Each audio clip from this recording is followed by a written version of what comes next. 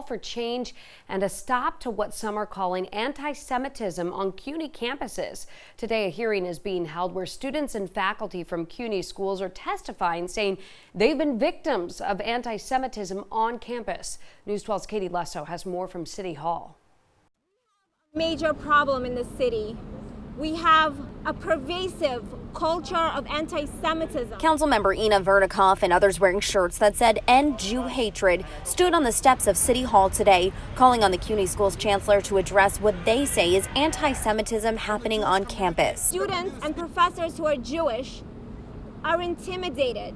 They have been discriminated against. They are afraid. They're afraid to go to school. They're afraid to express their opinions. If they're pro-Israel, they're afraid to talk about that. A number of people who say they've been victims of anti-Semitism on campus are testifying at a public hearing today. And we're also going to hear about how the administration of CUNY has turned a blind eye, willfully ignored, and in some cases allowed to go on these ideas of anti-Semitism. A few CUNY employees did speak during the hearing. One told those in attendance that campuses must allow all political opinions and say CUNY has taken other steps to address anti-Semitism. But Councilmember Vernikoff says this hearing was postponed from earlier this month so that the chancellor could attend. Last night, she says he backed out.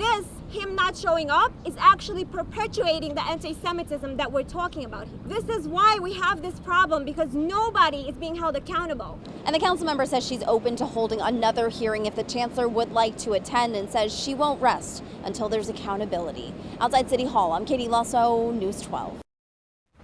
Katie, thank you. And we are still waiting to hear back from CUNY, but their senior vice chancellor for institutional affairs says campuses must allow all political opinions, and CUNY has taken other action to address anti-Semitism. Meanwhile, just steps away from that protest, a separate protest going on.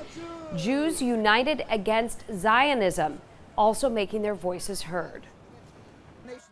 Our response is it's because they're simply ignoring that it has to do with Zionism, and they should not equate the two. Zionism is a movement, is a ideology that are supporting, and just put that on the side. And then if they want to, let them have to back up what they're doing, that it's legal or something, if they would like to do it, to do. But don't blame it on the Jews.